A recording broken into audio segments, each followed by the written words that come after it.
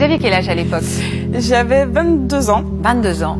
Ouais. Et lui, il en avait? Il allait avoir 14 ans. Avant de vous montrer l'entièreté de l'extrait, je vais vous demander d'imaginer un scénario très simple. Vous êtes un jeune homme de 22 ans et vous tombez sur une jeune fille très mignonne, très jolie, très sympa. Bref, vous la regardez et vous vous dites « Ouais, elle est fraîche celle-là ». Mais quand vous l'observez de plus près, vous commencez un petit peu à avoir des doutes et vous vous dites « Mais elle a quel âge au fait ?»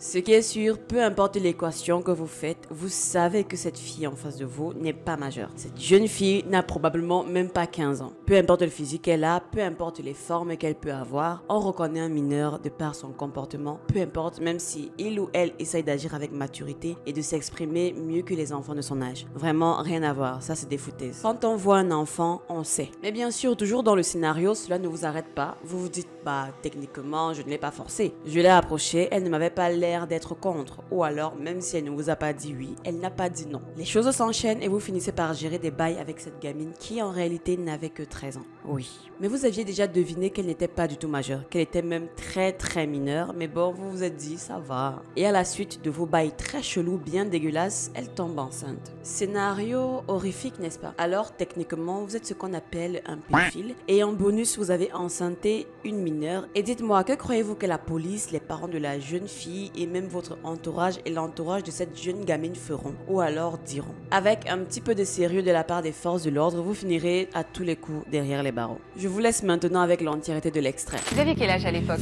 J'avais 22 ans. 22 ans. Ouais. Et lui, il en avait? Il allait avoir 14 ans. Il avait 13 ans. 13 ans, Est-ce que 14 ans. saviez-vous? Non. Enfin, il faisait très mature, il est grand déjà, donc il était très grand aussi, donc je m'en suis pas rendu compte et je vais pas poser la question tout de suite, quoi, du coup. Donc, Il faisait pas du tout ses 13 ans. vraiment pas du tout. Vraiment pas. Vous allez vous embrasser au bout de combien de temps? Une semaine? Une semaine. Ouais. Tous les deux, vous aviez une vie intime? Oui. À la suite de ça, je suis tombée enceinte de lui et je suis partie sans lui donner d'explication. Vous êtes parti parce qu'il était très jeune ou parce qu'il vous avait menti et vous étiez très en colère? Parce qu'il était, pour moi c'était parce qu'il était jeune. Mais en y repensant, je me suis dit en fait c'était peut-être une erreur du coup parce que pour moi il était très mature.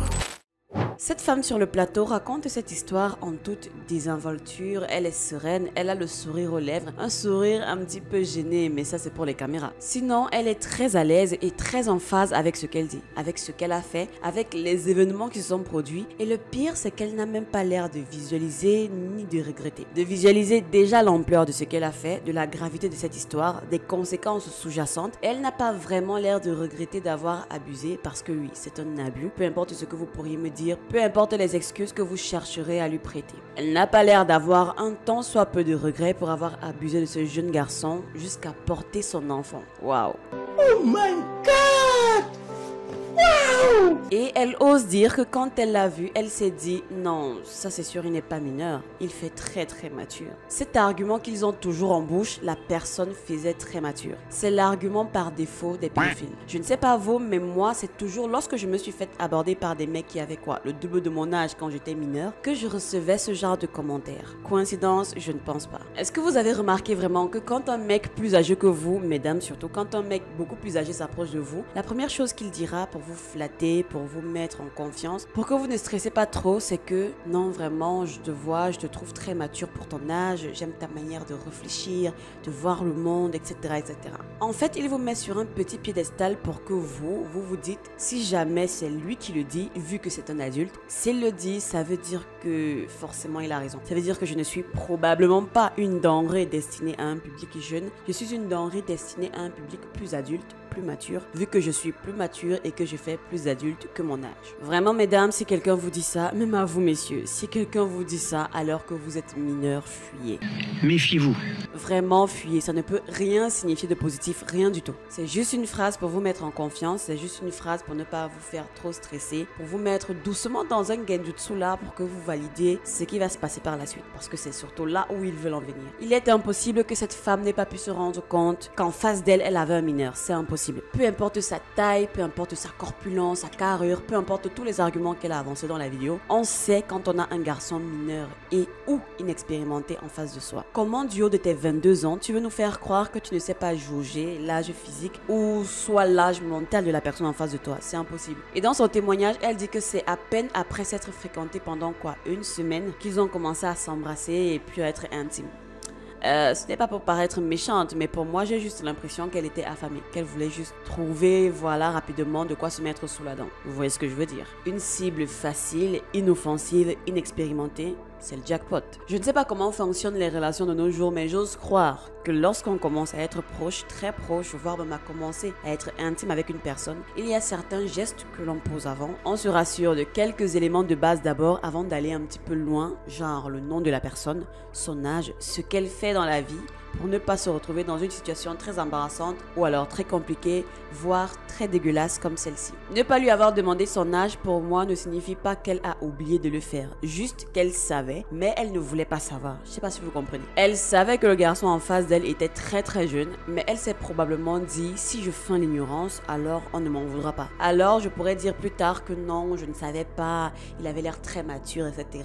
Bref, des phrases très bateaux, très chelous comme ça, vraiment. Ça donne des frissons dans le dos. Moi, ce qui me choque, c'est qu'elle s'est même permise de tomber enceinte dans une situation pareille. Comment ose-t-elle? Pourquoi le fait-elle? A-t-elle même le droit de garder cet enfant? Autant de questions et ce n'est même pas ça le pire. Le pire dans tout ça, c'est que cette femme est invitée sur un plateau de télé pour en parler. Comme ça, en mode, c'est une chose random.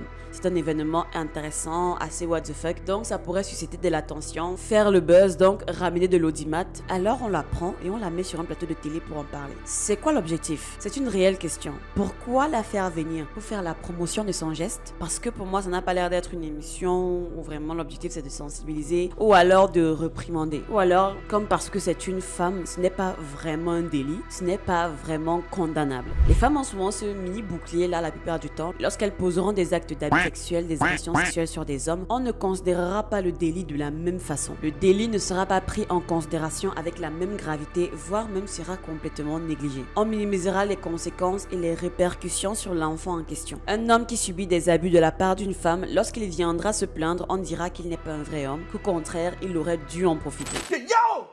This woman just sexually assaulted me! What are you? Gay? Hey, y'all! This nigga gay! He don't like being assaulted by women! Ah! Gay! Homo, Sassy, zesty, Diddy. I'm gay because I don't like being touched without my consent. Yes. Women don't need consent for anything. Just enjoy it, bro. Let it happen. Don't fight it. Be a man. No! C'est drôle sans être drôle en réalité. Une fois, j'avais un camarade de classe qui m'avait raconté l'histoire de sa prof de français, si je ne me trompe pas, qui avait abusé de lui, parce que c'est le seul terme que je trouve. À l'époque, il devait avoir entre 16 et 17 ans, je crois. Et une fois, elle lui donnait des cours de répétition à domicile. Ça veut dire que lui, il se rendait chez elle pour des sessions de mise à niveau. Et lors d'une de ces sessions, la bonne dame avait décidé, voilà, de se jeter sur lui littéralement. Il était tellement dépassé par les événements qu'il n'a rien pu faire, rien pu dire, et il ne savait tellement pas comment prendre la situation qu'il a gardé tout ça pour lui pendant des années. Et des situations où des femmes, professeurs, encadreurs, prennent l'ascendant sur des petits garçons comme ça sont des scénarios tellement fréquents, tellement récurrents. Et quand enfin il a pu en parler avec des amis, des proches, tout le monde lui disait « Mais frère, tu aurais dû profiter, tu aurais dû la gérer en fait. » C'était une jeune dame belle dans la trentaine, fin de trentaine si je ne me trompe pas. Et tous ses potes étaient en mode « Non, c'est du gâchis. Là, c'est juste elle qui a profité, tu aurais dû aussi profiter, etc. etc. » Où est la logique?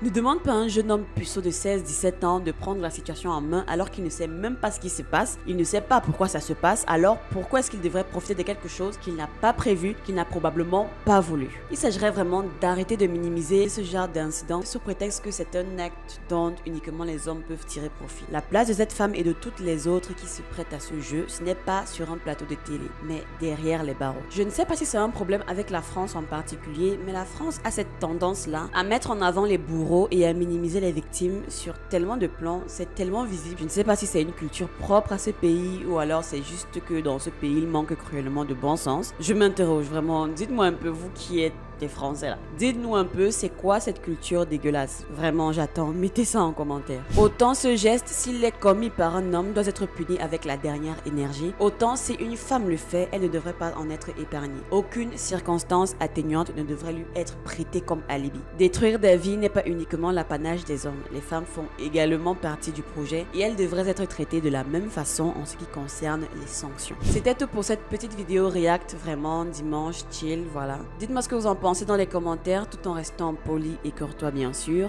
Et on se dit à bientôt pour une prochaine vidéo. Ciao!